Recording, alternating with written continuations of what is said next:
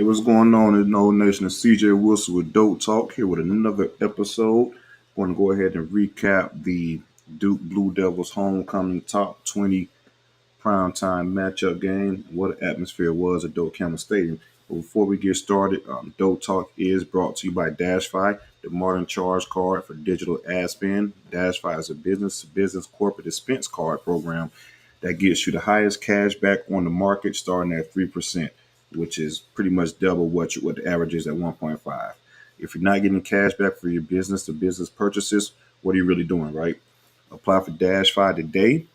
Apply for the Dash 5 MasterCard today. Go ahead. The description is in the link is in the description in the comments. Go ahead and apply for the Dash 5 MasterCard today. Excuse me. Like any business expenses, it could be something as simple as shipping the package to a potential customer. Dash 5 has you covered.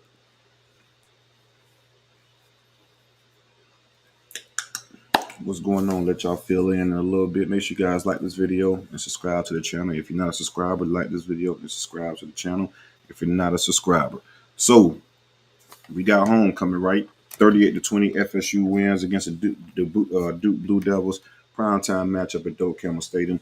Real quick before we get started in regards to my takes on offense, defense, and overall performance of the game. How about that atmosphere? Man, Doak was really rocking, man. It was on another level Saturday night. The energy was evident. The fans came out ready to support. Real dope atmosphere. If you guys haven't been to I know it's kind of hit and miss with the night games, but you haven't been to a night game at Doak Campbell Stadium, and you're really missing out. Light shows are amazing, music is amazing, the crowd was energetic, everyone was on their A game. Um, it's been a while. I'm not gonna say it's been a while because we've seen it as of recently, but just pretty much Doak Campbell Stadium not last night, on Saturday night was in rare form. It was one of those special atmospheres. It definitely got to the Duke Blue Devils, and I said on one of my on the previous show that Duke has played every game at home except one this year, and that one away game was against the Yukon Huskies. And don't get it twisted, Yukon is nothing compared to Doak Campbell Stadium in regards to home field atmosphere. So great job, Noble Nation, of coming out and to support. I had someone else say that at the Legacy Walk, that was the most people that seen the Legacy Walk all weekend. So yeah, it was homecoming, nice atmosphere, top 20 matchup. A lot of people came out to support, and they're on their A game for the they're on their A game for this top 20 matchup.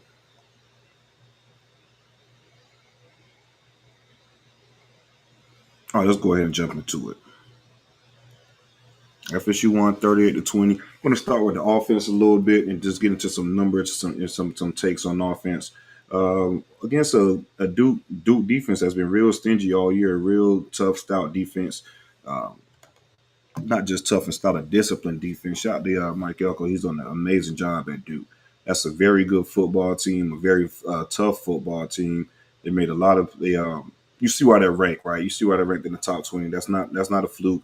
I think Duke is a legit football team, and Elko has those guys humming and is doing a very good job as far as building that program up to something that's respectable. We saw what they did against Clemson, played tough against Notre Dame as well.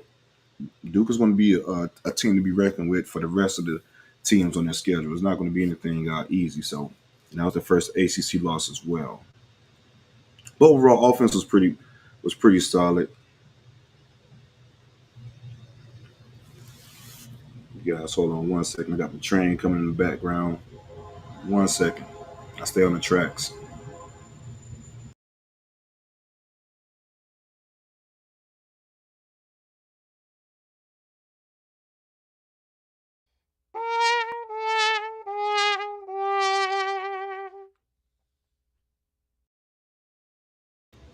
Yeah, that's hilarious. My apologies. You can still hear it a little bit. But yeah, total yards. We had 420 total yards against Duke, 268 passing, 152 rushing. So again, I think offensively we did our job, and that's with a sloppy offensive performance for the most part. As you guys know, we missed a couple of key opportunities. I don't think offensive line didn't do a great job of getting initial push on the Duke's defensive line either. Duke defensive line controlled the line of scrimmage for the most part of the game. Pretty good defensive line, pretty good defense overall, like I stated. Um, Johnny Wilson and Keon, come on to give them a shout out in regards to blocking. They did a really good job of blocking. If you guys remember that Keziah Holmes touchdown that Jordan Travis threw out to the flats, those guys were aggressive in regards to blocking the defensive backs, pushing those guys in the end zone.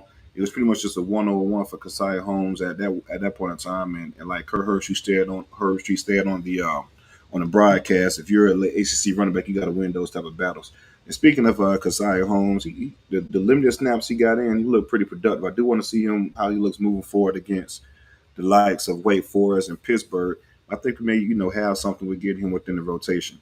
Trey Benson was slow to get going. Just the running game in general wasn't great to get going. Jordan Travis was our leading rusher. Rodney Hill had 6 for 30 yards. Trey Benson 10 for 26. Lawrence Toy Philly. Lawrence Toy Philly had a damn good game. We'll get to him in a second. He was 3 for 23.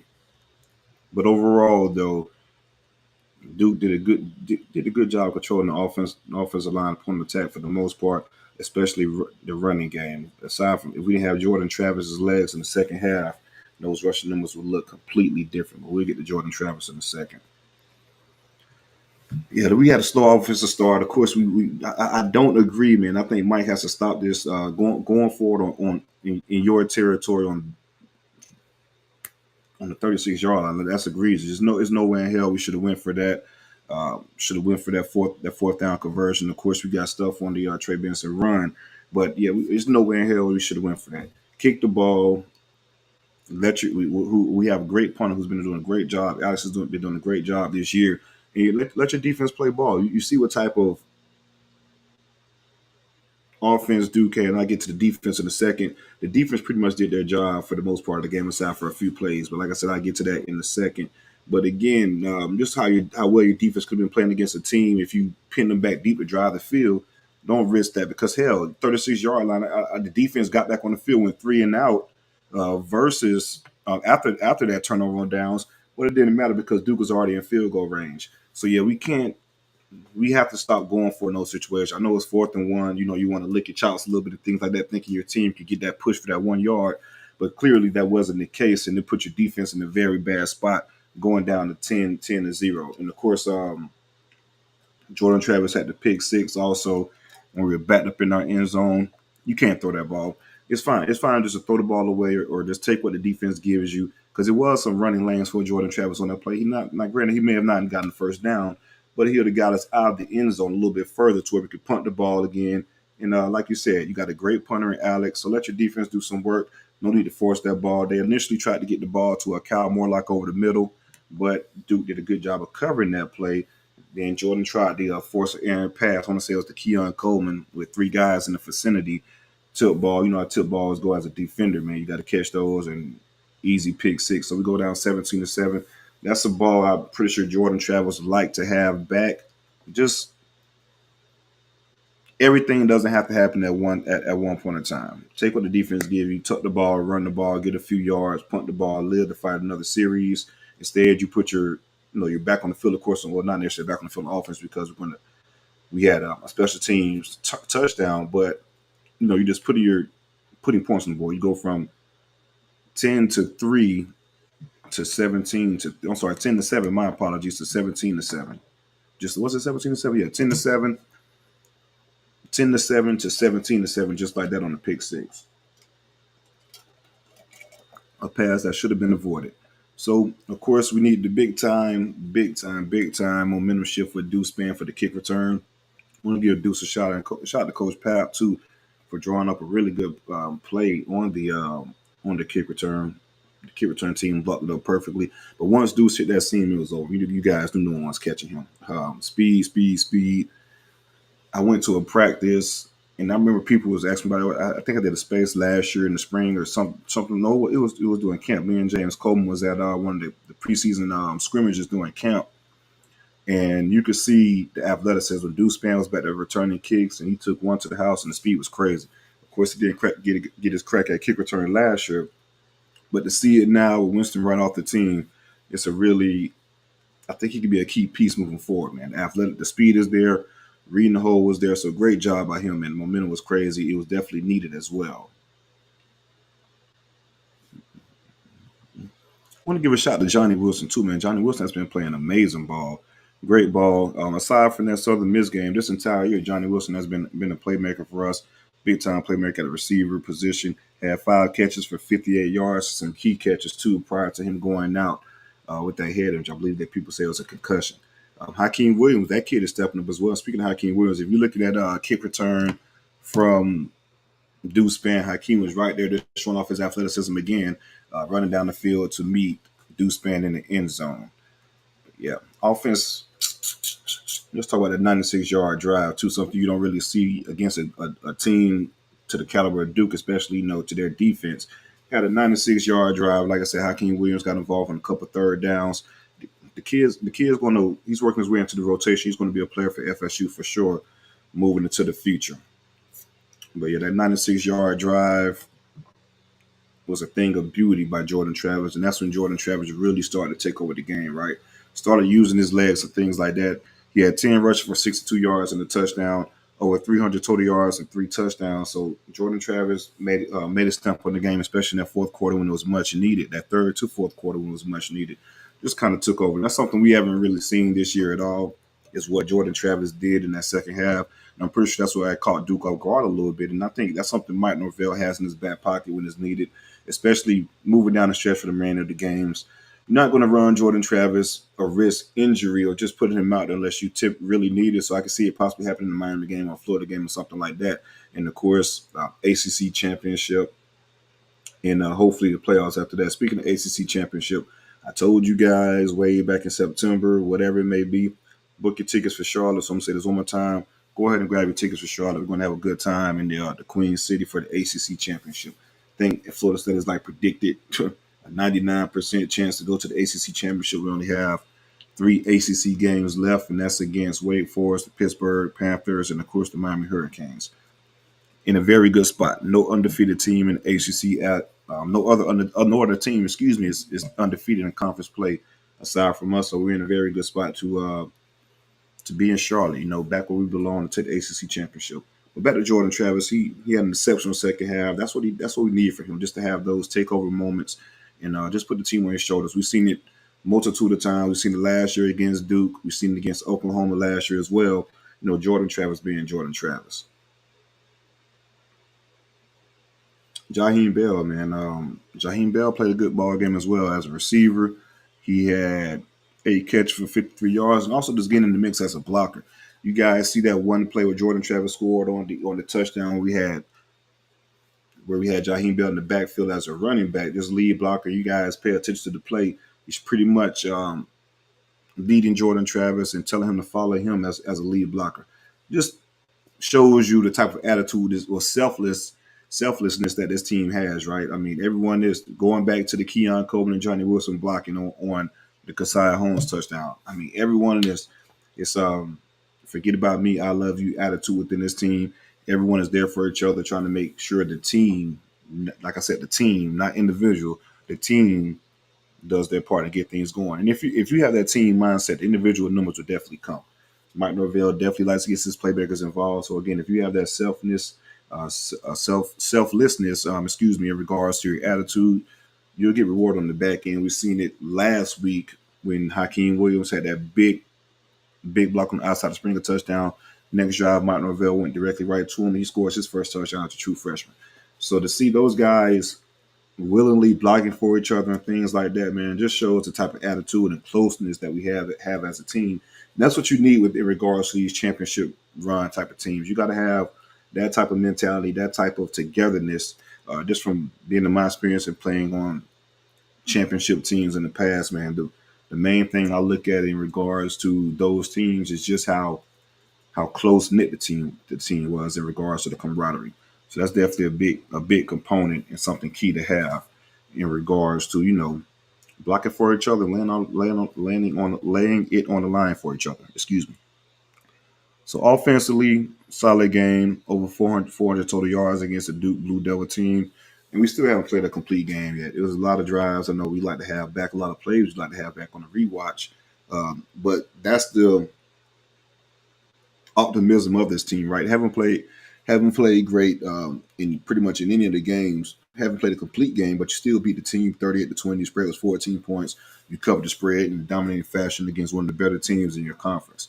So I think FSU is due for that perfect game soon. When will it be? I'm not sure, but it will be soon. But they have over 400 yards of offense with some sloppy play against that type of defense is very good. Like I stated on the previous broadcast, yes, Duke defense is damn good indeed, but they haven't seen the type of athletes we have on offense, right? You got some similarities with Clemson, but we know their offense isn't that good. Some similarities with Notre Dame is not as explosive. This is the best offense by far that Duke will see within their 2023 season from a play calling standpoint, from an athlete standpoint, or just an explosion standpoint. It doesn't really get any better than FSU in regards to the Duke Blue Devils schedule.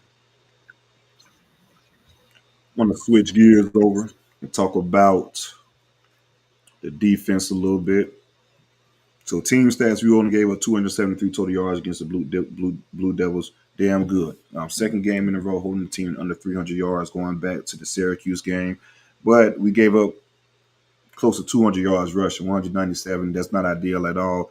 But of course, a lot of the fans are speaking about the officiating and things like that. The majority of their explosive runs came on some questionable calls that could have been called back for holding. Don't get me wrong. There was some egregious holds and some questionable ones that could have went either way. But again, the majority of their explosive runs came on some questionable calls holding, also just not being technically sound in regards to being in position. The opening touchdown run, you have Fentrell Cypress for whatever damn reason, I'm not exactly sure. He takes a terrible angle inside, leaving outside for the running back to cut it upfield. As a cornerback, you always taught, you have the outside leverage, keep your outside shoulder free in regards to attacking the run. Because if you got the convoy coming from the other side, so if you take the angle that Fentrell Cypress has, it's essentially nobody outside. You see the results, and that's a touchdown for the Duke Blue Devils. So just technique stuff, angles, and things like that. I think Fuller called a great game. We got a lot of pressure, a lot of pressure. Fabian Lovett and Braden Fitz played a hell of a game. Those two guys were constantly in the backfield, especially Fable. I think Fable played his best game of the season. But yeah, Fitz, man, he caused a lot of pressure, a lot of pressure. A lot of stuff you've seen on film going back to, his Western Michigan days and things like that. We're seeing it now at FSU. The stat sheet don't really reference all that stuff, but as you look back at the film, he was constantly in the backfield making things tough for Riley Leonard. Speaking of Riley Leonard, you guys know just how he played. I'm going to get into some controversial, not going to say controversial takes, but I want to say some disrespectful takes in a few in regards to him possibly playing the rest of the game. If you guys watch that damn game, Riley Leonard wasn't a fucking factor at all. To be quite honest with you, defense did a great job in pass coverage, and I get to the secondary in a second, but he wasn't a factor at all. But Jaquez Moore, the Duke running back, had 16 carries, 110 yards. We got to get better in that regard. This is the second game in a row that we gave up a 100-yard rusher. Of course, last week against Syracuse was the first time all season we gave up 100 yards to a running back. But this is the second game in a row. So we got to get back on the track that we had early in the season in regards to, holding those guys to under 100-yard rushing.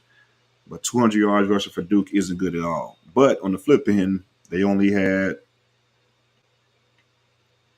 76 yards passing. Going back to the quarterback, Riley Leonard, like I said, he wasn't that good at all. His box score numbers were 7 to 16, 69 yards and an interception. Speaking of interception, that diving pick by Shaheem Brown was picture perfect. And I want to give a shout to him. He's been playing great football these last couple of weeks, man. Amazing football these last couple of weeks. By far our best safety. He's been active in the run game, the blitz game, and of course the pass game. So and I think PFF has him as the highest graded safety in the ACC currently. So shout out to Shaheem Brown. He's getting better and better every game. Looking to be a playmaker within the backfield. And of course, McKean, then he was really solid in the running game. Missing him early in the season is evident. And I'm going to be completely honest with you. I'm just starting to see too many missed tackles from Kevin Knowles. Too many missed tackles. It's something that we've been consistently seeing all season, just too many tackles. Conrad Husky is a guy that's coming along very strongly. So to be quite honest with you, I wouldn't mind just seeing him exclusively as that third safety in a rotation with Dent and Shaheem Brown. Like I said, 45 run plays pretty much changed the game. And going back to Riley Leonard, 69 pass yards.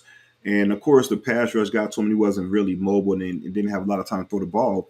But if you look at the game itself, it wasn't a lot of open receivers for the Duke Blue Devils. The secondary did a hell of a job covering those guys. Ronaldo Green, Fentrell, Cypress, and pass coverage. Those guys were pretty damn good. So shout out to the secondary. Those guys have been doing a great job the last 3 weeks.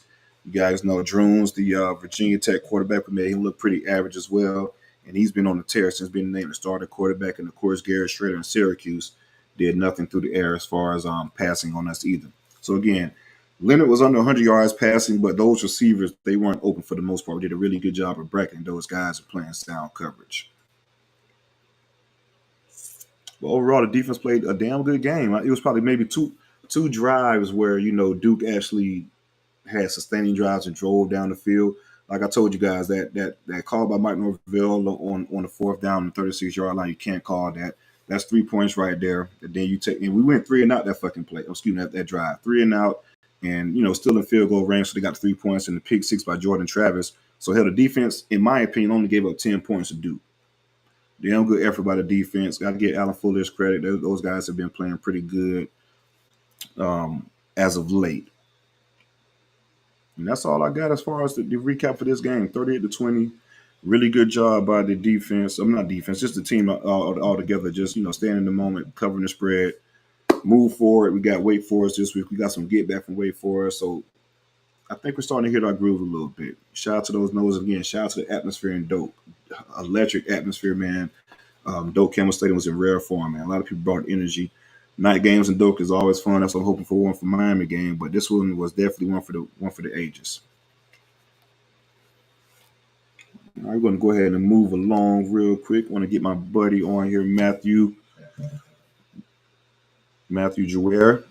He is the owner of Sun Session. We have some bottles we want to talk about in regards to some alcohol beverages for you guys. Matt, how you doing? What's going on? Happy to be here. Thanks for having me. How about that game? I know you was there. How about the atmosphere in Doak Campbell Stadium for the game? Yeah, it was great. It was great. I working for the suites up with the Legends, so I'm at the home games up on the 8th floor. Those suites got those big open windows, so the folks had all their windows open and cool breeze. Beautiful night, man. It was a lot of fun. Tough year for home games for us. So the fact that Duke came in as a really quality club, I think was great. The crowd was ready to go. Yeah, 100%. What's your takes on the season thus far, and what do you just moving forward these last few games for FSU, the last 5 games? What are your expectations moving forward for the rest of the season? Yeah, I've been pretty critical of Adam Fuller, and those guys have really done a nice job over the last 4 or 5 games. They, still a little bit early. A lot of time that's the case, though. They've got their scripts and they got to get things figured out. But you're right. I heard you. I have no idea what Fentrell was doing on that long touchdown run, and there's just no excuse for it because there's nobody else out there. Right. But yeah, they've been playing really well, and it just doesn't. I guess I felt like they might have a little more juice going right now, and I think that might just be the run game still not being quite the buzzsaw it was last year, especially towards the end of the year. Mm-hmm. But they're covering spreads and they're coming out and finishing second halves, and I don't see anyone in college football that is blowing me away really in terms of what they're doing. So when I'm looking at us and being kind of picky, I got to look around too. And, I think we could be in the mix. We just keep doing what we're doing. Yeah, this is my last take I have on the game. You just made me remember this, the disrespectful shit that's been going on with it, saying that, if Riley Leonard stays healthy, FSU, Duke would have won that game. They was in control of that game. Riley Leonard was doing this, that, and another. Riley Leonard wasn't on the field for that 96-yard drive. Riley Leonard wasn't on the field when Jordan Travis pretty much just took over the game. Riley Leonard didn't do anything special for Duke in regards to how he played. Of course, he has limitations as an injury, but he didn't do anything special to where we feel like, oh, well, damn, as soon as his backup comes in, everything is just going to shit. The issue was the run game. Once we stopped the Duke run game, it was a wrap. He had, like I said, 69 passing yards and an interception on 17 completions within, pretty much 2.5 quarters within the game. So no, I don't understand that taking. Of course, I feel like there's a lot of people hating it. You look at Washington Huskies; they play against a terrible Arizona State team, and Michael Penix didn't look good at all. So, but that kind of gets brushed over. But the highlight is FSU injured quarterback, they lose the game. And granted, this is the same. I mean, another thing too. What the hell did you expect too for this guy to play? And we knew he was kind of on the fence playing, and how our defensive line, how aggressive they've been to getting back to the quarterback. I mean, it wasn't a surprise that once he got hit and took some hits, that he was probably going to re-aggravate the ankle in the first place. Yeah, I was kind of surprised they played him, but I got to be honest, I really like him. I mean, he just Yeah, seems like a he was tough kid. poised. Plus, when I saw his high school basketball highlight tape, I was like, wow, that dude is doing all kinds of dunking on people and just a really good athlete. And I just think maybe him just being in there helped them a little bit. He didn't do much, and I don't think that he was going to change the momentum that we put together in the second half. But he's their leader, and it was nice that they had him out there. I'm concerned for him for the rest of the year, though, because if Duke wins the rest of their games, they're 9-2 or 10-2. That's a heck of a season. But if he can't play, If they win the rest that's of their games, Duke would yeah, probably be in the ACC championship. maybe yeah. Oh, they play North Carolina. They Yeah, they play have North to, right? Carolina. They have Louisville. So again, there was a lot of games, a lot to play for left for Duke. So I was questioning him playing this game as well because, like I said, if you can miss this week, get back healthy, you have a damn good chance because this was their first conference loss.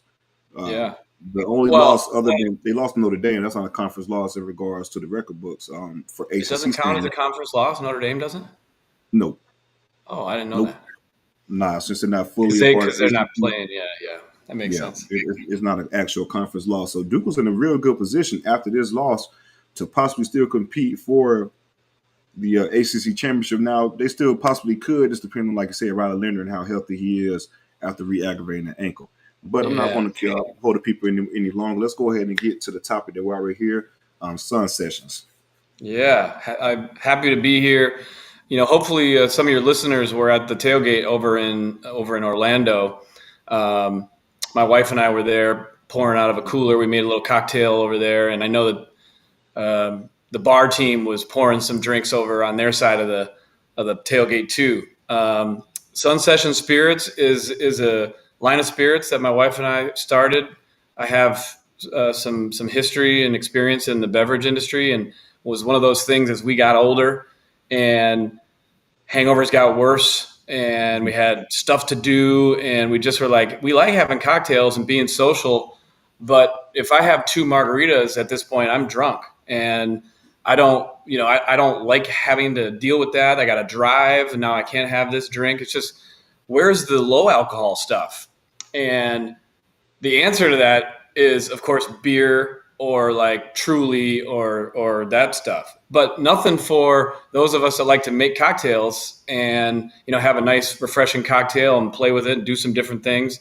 So we just thought we could put together something with a local distillery here in Tampa and did some R&D and figured out what kind of flavors we wanted. We have a guava rum that is 17% alcohol and an agave that is an ancho lime flavored agave that's also 17% alcohol.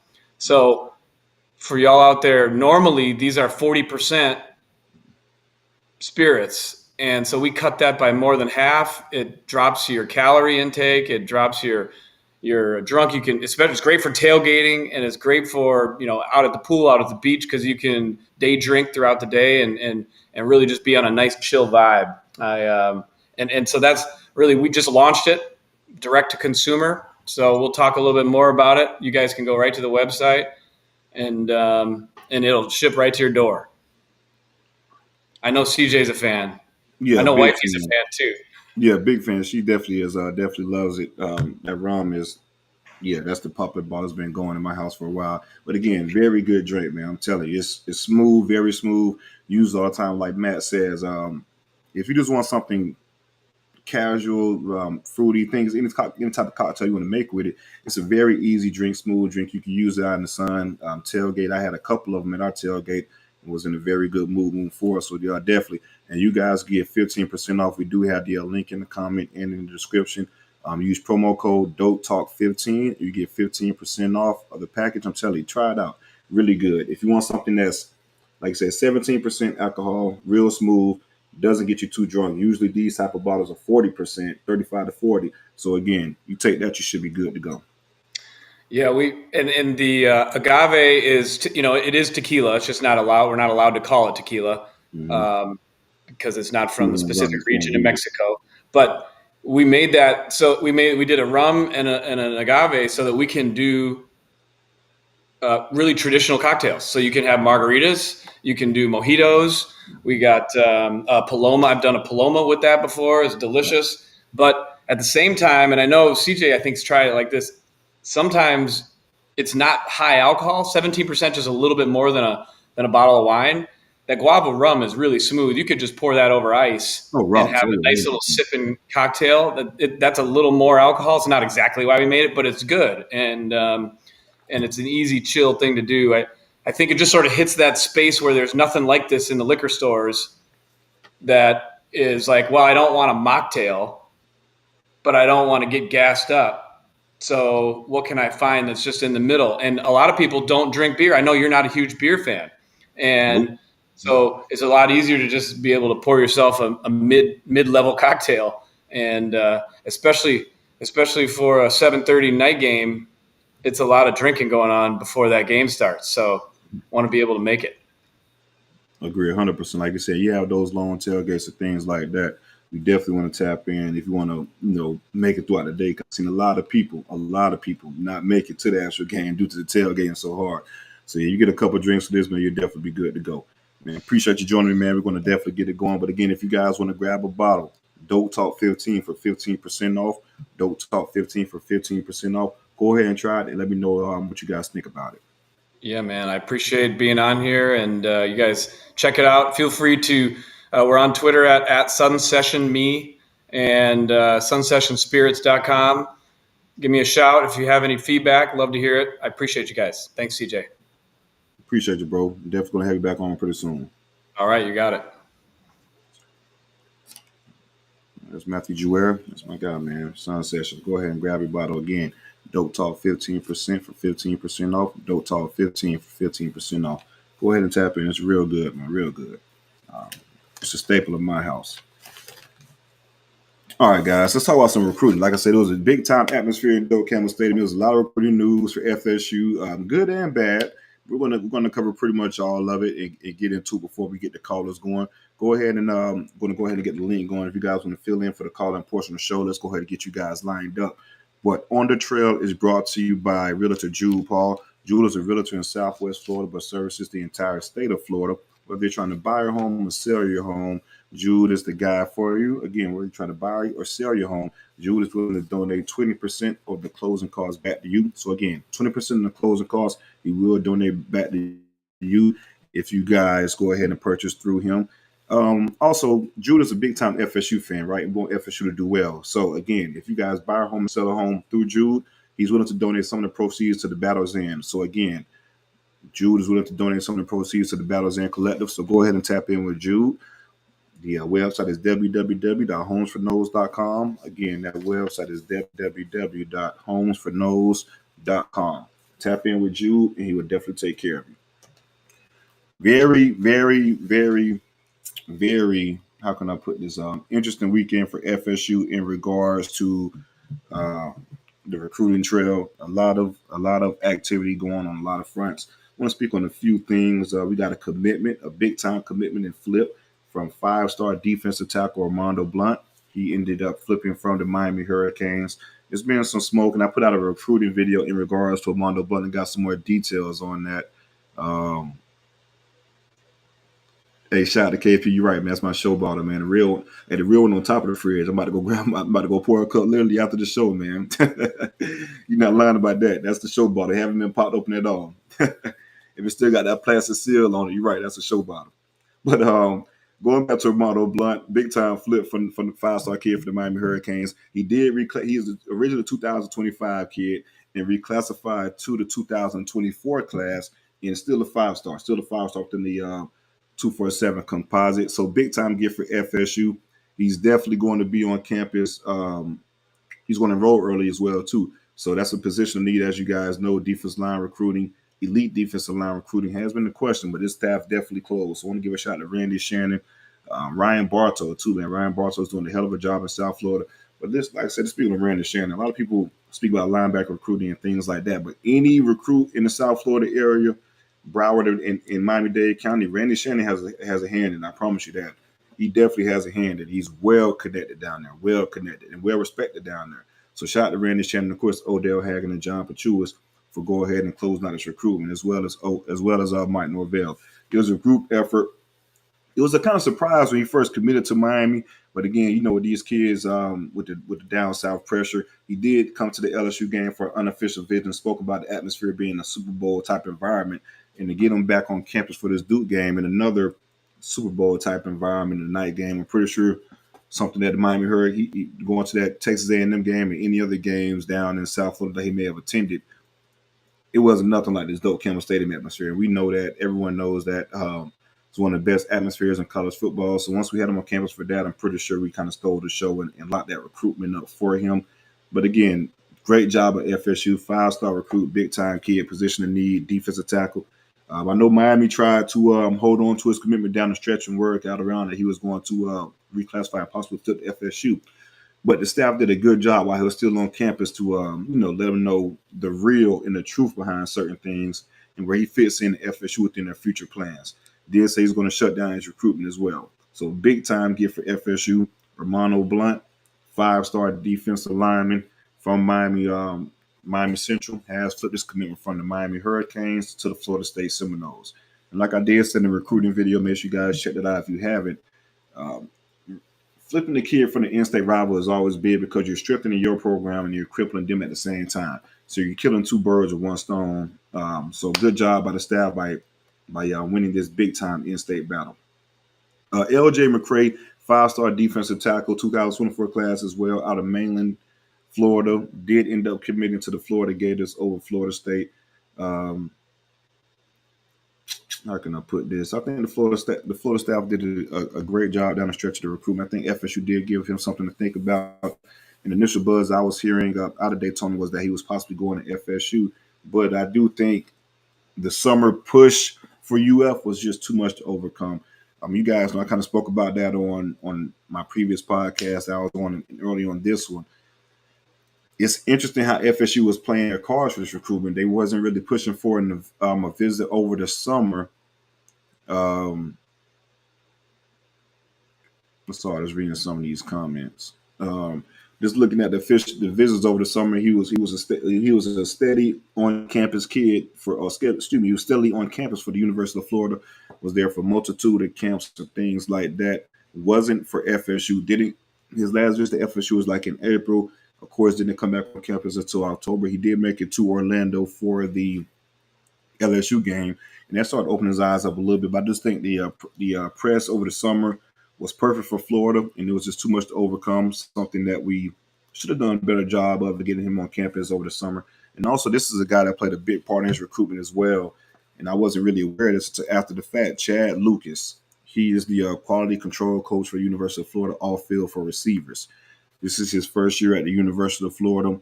He was previously the receivers coach at Bethune-Cookman University from 2019 to 2022. And as you guys know, L.J. McCray's dad, Lawal McCray, he was a longtime coach for Bethune-Cookman and was good buddies with Chad Lucas, as Lawal McCray was the tight end coach for the University of Bethune-Cookman.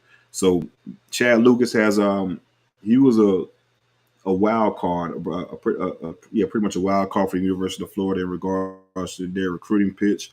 That relationship is very strong. He's very connected with the family. So that was a guy that definitely got in within his recruitment. But again, like I said, it was some good news and bad news, but mostly good news for FSU in the recruiting trail. FSU got a commitment from 4-star 2025 linebacker Ethan Pritchard out of Sanford, Florida. Big time striking linebacker for the for the Sanford Seminoles.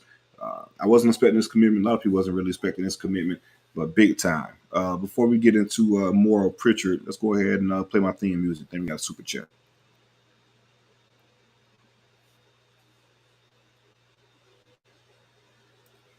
Tell them to bring me my money. Yeah!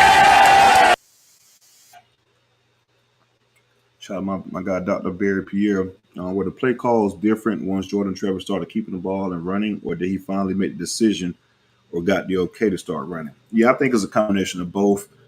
Decision, got the okay for Mike Norvell, just how the game was going. The running lanes wasn't happening for the running back. So Jordan Travers is the X factor within the run. And I think him and Mike, well, Mike necessarily say, hey, there's going to be time you got to pull this out, and we pulled it out, and we made that adjustment. And like I said, that's going to be something we're going to be seeing moving forward. If we want to get to where we want to get to as a team, I think we're going to have to see Jordan Travis use his legs a lot. But at the same time, it's certain games we're not going to really need Jordan Travis to use those legs. We won't bring it out until we absolutely need it, right? So again, certain situations, I feel like Mike just wanted to see how things are going to see if we go it out. But then there was a point in time in the game where like, yeah, we got to use it and show what you could do. And that shit was light for Jordan Travis. We seen when Jordan Travis really wants to run what he could do. What he did against Duke was light. He could do that in his sleep. So I do think moving forward in certain games, maybe Miami, maybe Florida, depending on that game, and of course the ACC championship and moving forward, you're going to see a lot more Jordan Travis using his legs. But again, it's going to be when we absolutely need it. Not for you got a team, no disrespect, but teams like Wake Forest and Pittsburgh and North Alabama, we may not see it that much. But again, you never know. It'll be brought out when it's needed. So going back to Ethan Pritchard, this was a surprise commit. He committed the night of the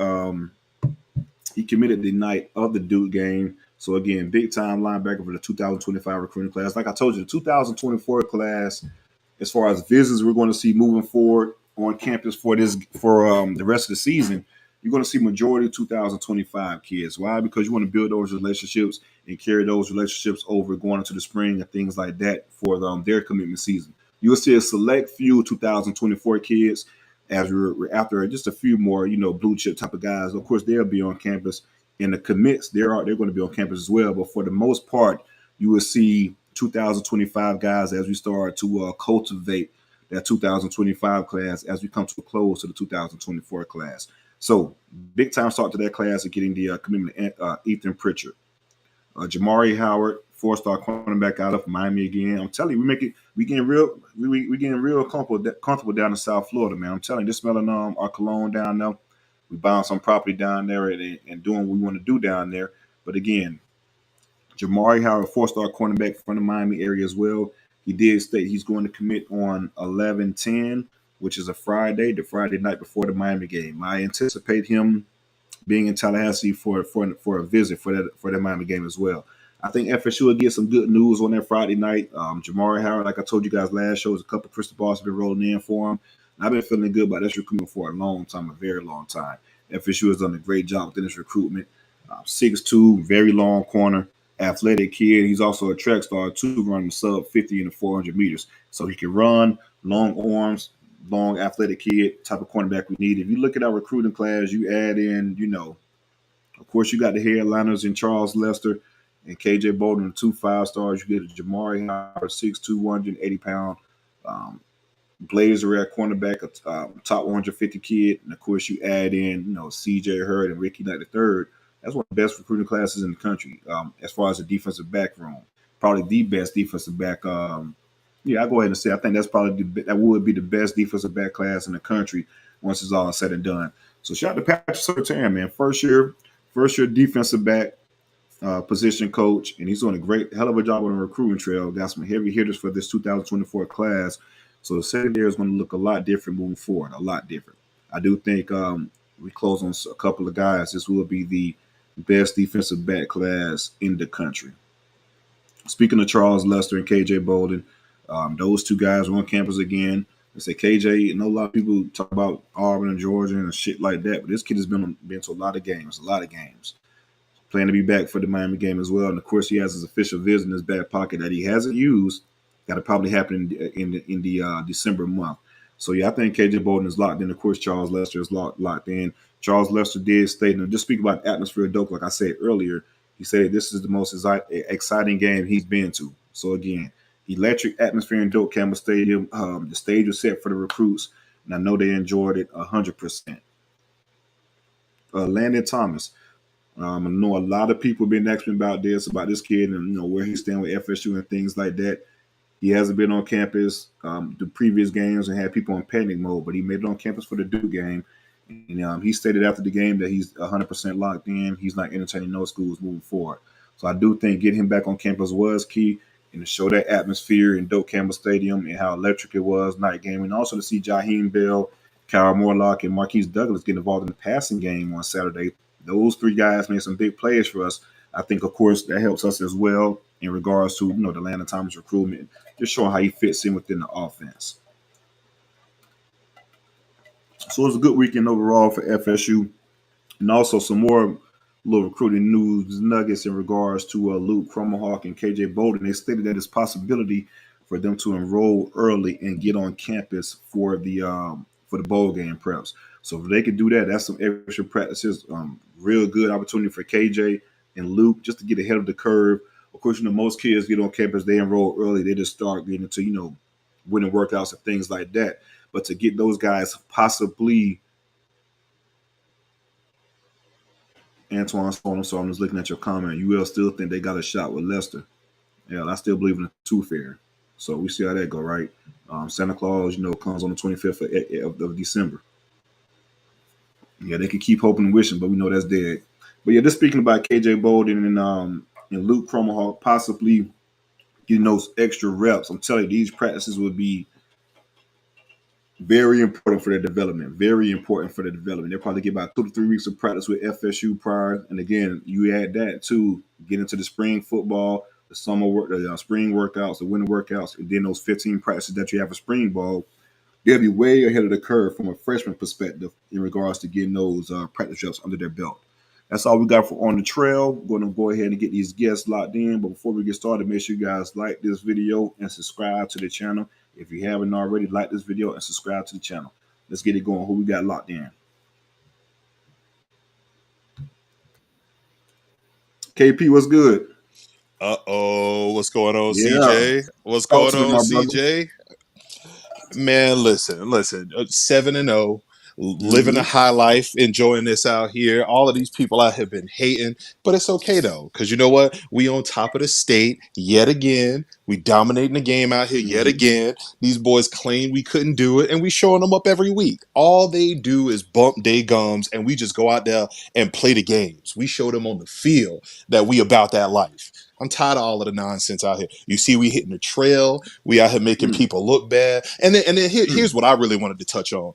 You got all of these people out here talk. Oh, Florida State, they ain't doing nothing. They ain't doing nothing out here. First off, the Tiny Hat CEO speaks the truth, and the CEO is telling you that Florida State is dominating the game. We out here running on people. We throwing the ball on people, and again, like we said a couple of weeks ago, we haven't even seen our best ball yet.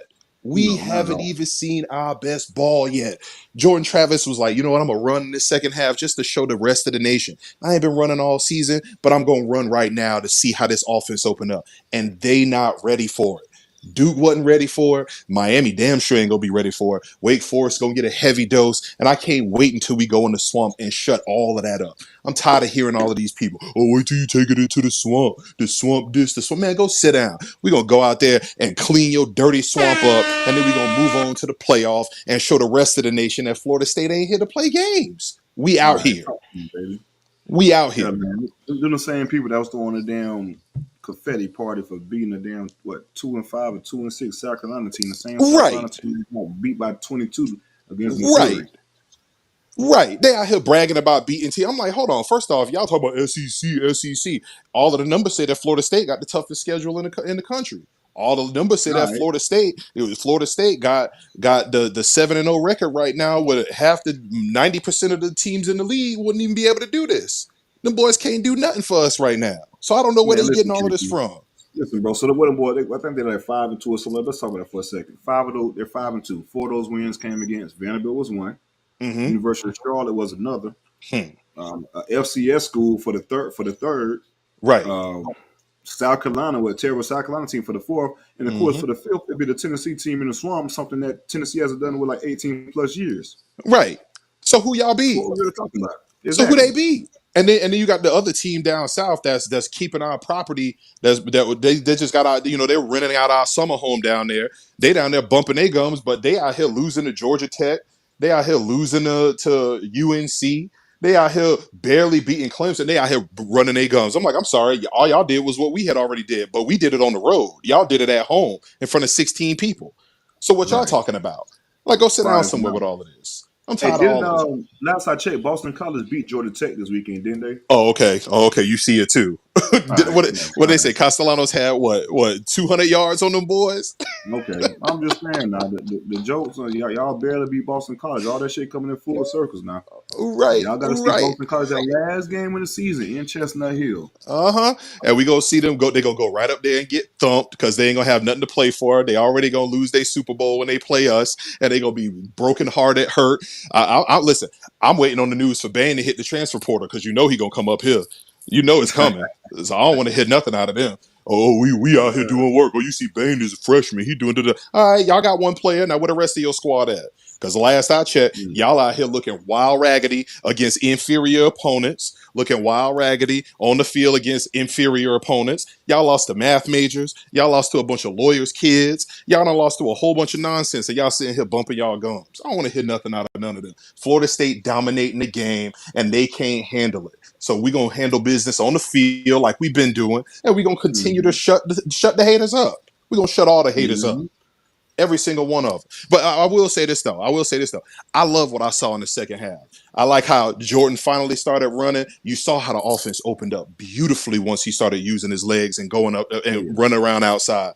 I can't wait to see him take off on Miami. I can't wait to see him take off on Miami because it's going to be beautiful. That's going to open up the receivers. You see the young cats getting burned. You see the big dogs are still snatching the ball out the air. And then you see how we throwing the ball to the backside of the backfield. They ain't got nobody that can handle all of them weapons. You see Jaheim Bell running people over while he in the middle of lead blocking for Jordan to run in. He waving and telling, no, come on around here because I'm going to take this dude head off and you just go ahead and just mosey your way right across the line, baby. That's what we doing out here. That's teamwork. Teamwork on the offensive side of the ball. They don't know what that look like. They don't know They what that don't. look like. But they gonna see it when they come up to see us at Doak. I tell you that much. I agree 100%. People talk about, Keon had, I guess, less than 60, how many yards he had and shit like that. I mean, that's perfectly fine. But again, we still have 400 plus yards total offense. That just shows you all the damn weapons we have and how many people can actually hit you. Pick your poison with us, man. It doesn't matter, man. You can die. We just say die by 1,000 slashes, man. We definitely got 1,000 for you for sure. Facts. We got all of the weapons on offense, and we still have yet to play a complete game. That's the part that they ain't understanding. We still got offensive linemen that are coming back from injury. We still got Mm-hmm. wide receiver. We got, Johnny. I hope he's doing well, but we see Johnny is a little banged up here or there. But we got all of these other weapons that are stepping in. You see, young Keem is out here doing work. I can't wait till we see until we see Destin Hill get back out there and start doing work. Mm-hmm. Darian Williamson get back out there and do work. We already see Jaheim Bell doing work. I don't want to, man. Come on, bro. I ain't got time for none of this, man. Florida State doing work, and that's all we need to see. Big dogs of the state, and we go show everybody that we gonna be the big dogs of this country when we make this playoff. They gonna have to come see us. Like I said before, all roads come through Tallahassee, and they're going to be real salty when it's us in the football playoff putting off one of these other four teams that they claim got a better shot to make the playoffs than we do. They're talking about Texas going to get a shot. They're talking about Washington going to get a shot. They're saying, oh, if there's one undefeated team from every conference, Florida State's only got a 43% chance of getting in. Well, you know what? That 43%, my behind. That's what I'm going to say. 43% my behind. We've been whooping everybody ass out here, and I don't want to hear nothing out of none of it. All right. Facts. Nah, bro, I I'm saw the gonna same book my damn ticket thing. to Charlotte. I'm gonna book my ticket to Charlotte, and Book I'm that bringing ticket to all the Charlotte, but we tiny can hang hats, out baby. good. And I'm We gonna bring all the went for fur it. tiny hat out here. You book your That's what ticket I'm. to Charlotte. I'm giving me a tiny hat too. Shit. Oh, bro, what? I'm gonna pull up there with a fur tiny hat on and just look at everybody like y'all don't want none of this. Get your hands off me, looking like Pimp C in the Big Pimpin' video. Oh, Florida State all day, baby, all day. Shout out to super producer Harlan, but tiny hat game, we out, baby. That's what's up. Go Knowles, Go no, baby. Appreciate the love, KP. always. All right, man. Shout out my boy KP, man. Who we got next? Smitty, you there? Yeah, I'm here, bro. Talk to me, man. How you doing? I'm good, bro. Them boys almost got to 45, like I said. Almost. You right. Well, we got what was the score? 38. 38. Right. And Yeah. shout out to the people that was pretty much saying, we want to score over 30 points against the Blue Devils because that's something they haven't really given up all season, man. They haven't seen offense like ours either, like I stated. Yeah, I heard Sam on his podcast say he thought Duke was gonna break that record for us, but I let him live. I say Um, I say I don't get what it takes, man. You got to let them live a little bit. hey, bro, that's my guy, man. Uh, just wanted to, LJ line ass daddy. You know what I'm saying? I just want to go ahead and throw it out there. This line ass uh gave a nigga some false hope, but we won't get into that. Um, what you think we do against Wake? Oh, you know what? You got that. You got that show coming up later in the week, bro. I don't wanna jump the gun on that. I don't wanna jump the Nah, gun but on just to answer your question, we could whoop some ass, man. They ain't the same way it seemed we seen in the past. Hartman is gone, those receivers are gone, things like that. There's Wake been struggling, so that's definitely gonna be.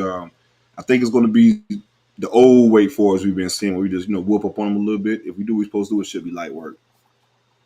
I just want us to stay healthy. Hopefully Miami keep winning and we can get that night game in dope and go ahead and make that happen, man. I need that to happen in a major way. I agree, a major way, man. I hope they keep winning too. Don't have any hiccups until we get to that point, because that shit. If we get another night game for that game, I'm telling you, dog. Oh my gosh. Whew. It's gonna be in rare form, bro. I was truly impressed just how live it was in the stadium for this Duke game. You bring in Miami, it's just gonna be even liver. Oh, bro. You know what I'm saying? Crazy part is they fans will travel to dope for that. But you know what? Never mind. There ain't no consistency, bro. They'll come for that game, but they can't drive 30, 25 minutes up the road or 20 minutes up the road, wherever it may be, to Dope South. And I just wanted to come on here and tell Harlan I'm gonna be hitting the DM. We can figure out how to make me co-host of this shit, bring another element to this motherfucker. You know what I'm saying? You know what I'm saying, man? You worked out And a I'm deal with it. early. We worked that out there Two earlier percent. about what we had to work out. Two Yeah, percent for now. yeah, yeah, I yeah. thought five was fair, but you know what I mean. For every 2%, my brother. retweet We that got I we put got, out we there, got, we got Yeah, we'll come bro, back that to the shit a table in a full couple months and time see what's job, up. bro. Full time job retweeting shit for you, bro. It really is, bro. Like that shit hard work, a lot of pressure. Oh my gosh, this guy. Oh uh, man, I, I I, just I want to appreciate tap it in all with day you. though, bro. Oh, bro, it's all love, bro. Yeah, so where Just you want at? Checking in to I'm see in where you at. Where you at with it? Sacramento. Sacramento, okay, out there in Yeah, Sacramento, California. How the weather is over there, man? man, it is beautiful out here, bro. I mean, yeah, bro. You never beat Cali weather. Sun's still out. You know what I'm saying? I know it's dark over that way. So, Right, right, right. yeah, Yes, sir, bro. I'm proud of you, dog. Stay safe, my brother. man, straight up. Appreciate that, boy. You too. Yes, sir. Appreciate you joining. Yep. All right, guys, you want to join the show? Go ahead and hit it. Hit that link. Let's talk it out a little bit. This is you guys' platform. Let's talk.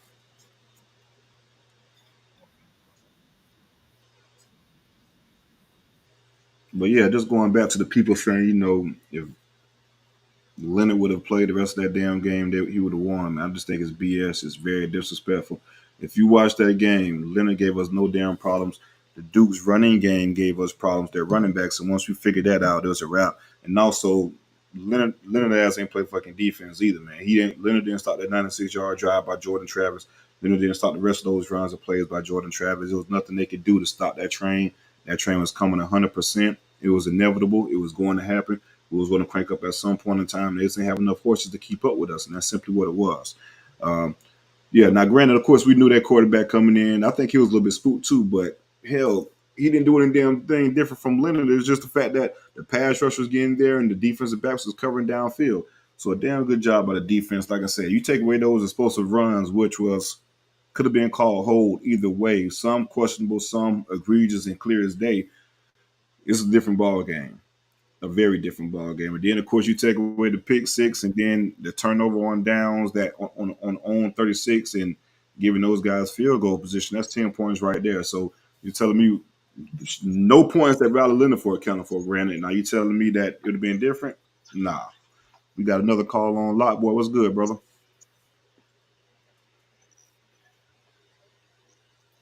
You there? What's going on, man? This call to tap in was a free space. Let you know that we still rolling, rocking and rolling, man. Yes, sir. Still rolling, bro. How you feeling, my brother?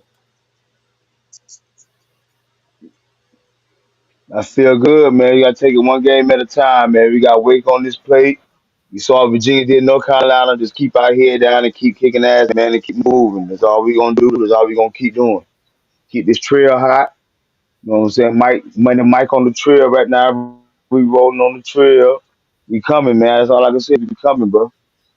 That's the thing, bro. They can't stop this train. We went on the We football field, coming. went on the Playoffs trail. in our sights, man. We went out. A We lot, in there, man. a lot of people surprised, but I tell you, many people think college football started in 2017, 2018. FSU always been a problem on the recruiting trail, always, and that shit ain't gonna Huh. change. Look at the history of it. We always been a problem Ain't on the not gonna recruiting change, trail. man. We gonna get back to being top five. Mm-hmm. Consistently, Yep. consistently. I'm with you 100. Yep. percent Consistent, man. The defense, see, everybody sleeping. Man, they talk about Adam Fuller. Man, that defense in the second half, adjustments is the key to football. All that stuff in the first half, man, the people ain't scoring on us in the second half. These last three games, we setting stuff down, man. We shutting it down.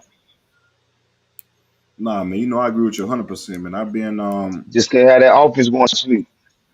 right.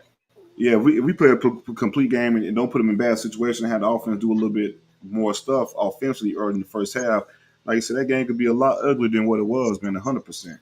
But I agree with you, man. Get the defense their credit, man. They've been playing lights out. I mean, lights out. Great football at the right time too. Yeah. Same thing as last year. Like you look at Jay Trout numbers, everybody say he's struggling, but he doing a little bit better than what he was doing last year at the same time.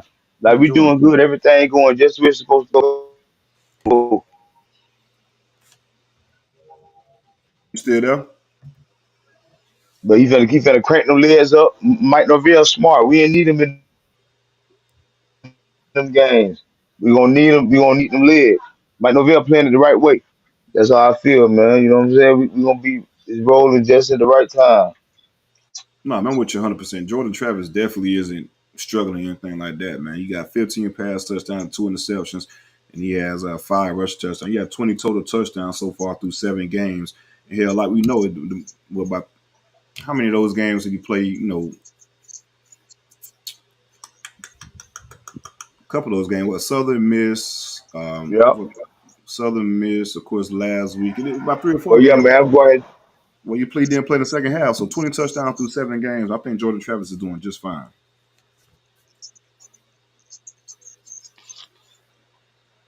And he gonna be there in New York. I'm telling you, book it. Pennis laid down Saturday night. Caleb Williams laid down Saturday night. At least give my boy an invite. He might not win it, but he gonna get an invite. He keep playing. He gonna hit step up the second half. Oh yeah, I agree, man. He should definitely get an invite, man. Like you said, a lot of people laid down and dropped some goose eggs with Penis. He was terrible. Don't get me wrong, I think he's a great player, but if you're being consistent, he was just terrible last game. Um, and if you know Jordan Travis being consistent, very Oh yeah, consistent. boy. Them officials was trying to protect the conference, boy. Oh The yeah. officials weren't Oh calling man, nothing for Dillingham. it was bad. It was bad. It was bad. I saw the replay of that game. It was bad. But y'all understand that too. But just speaking of Penis itself, man, I think he had didn't even score. They don't think Washington scored an offensive touchdown that game. I don't think Penis scored an offensive touchdown that game. But again, though, everyone has the bad games. But I say that to say this: No, no FSU had a bad touchdown. none, right? So I say that to say this: FSU plays a bad game. Say, for instance, Boston College, for example, and it's the world. The world's on fire. We're not good enough. We can't do this. We can't do that. But other teams have a bad game. It's just they found a way to win. This, that, and the other. It was 15-7, man. It was against Arizona State, who's 1-6, 1-6. So again, I just the energy just don't be the same for FSU versus the rest of the country. That's my issue. That's my entire issue with that. Yeah, yeah. We know we don't get the same treatment, man. You know, they always holler all of a sudden now. All of a sudden, the Pac-12 is the strongest conference. They got these boys up here in the top 10, or they automatic in and all that. I don't see it. I don't see it. I don't see it out there, man. Yeah, I don't see it either. I Um, don't see it. I like Florida State or everything out there, and I still don't know what Michigan is yet.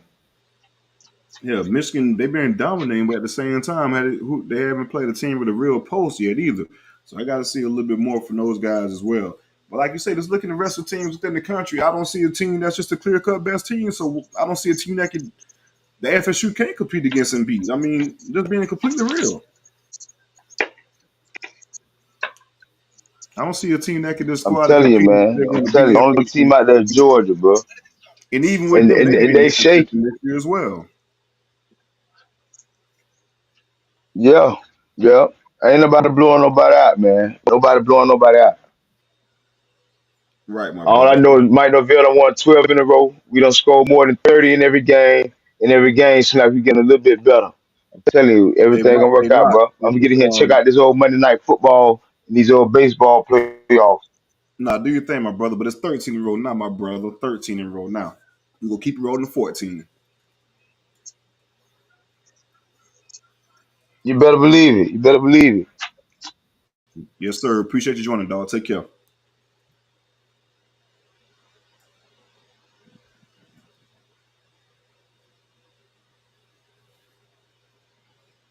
All right, guys. Make sure, like you said, like this video and subscribe to the channel. Play my theme music, man. I said, are you strong? They said, I'm strong if you strong. And I said, we strong then. Shout out to Collie Matt, man. Appreciate the dope donation. Dope was dope Saturday night. Team looking good. Congrats on the show. Appreciate the love, man. Dope was definitely in rare form Saturday night. The team seems like they fed off the energy. And it was a good atmosphere, man. Appreciate the love for sure, man. Definitely appreciate you tapping in with the show, and Dope Talk has been nothing but a fun ride so far to kick it with you guys. We're going to probably go ahead and wrap this show up pretty soon. Make sure you guys, like I said, like this video unless you have another call that want to jump in. But go ahead and like this video and subscribe to the channel. Again, like this video and subscribe to the channel. We're going to have the Wake Forest preview coming up pretty soon. Make sure you guys tap in for that. Give you guys some insight from Wake Forest behind enemy lines from a beat writer's perspective for the Demon Dickens, just to see what we got going into Winston-Salem. I do think the Noles will take care of business, but it's always good to have that perspective from that end. But again, make sure you guys like this video and subscribe to the channel and look out for the content coming forward. And if you haven't checked out that Armando Blunt recruiter video, go ahead and check it out. Let's give a little bit more insight on that big time flip from the Miami Hurricanes. Go Noles, and this is another episode of Dope Talk.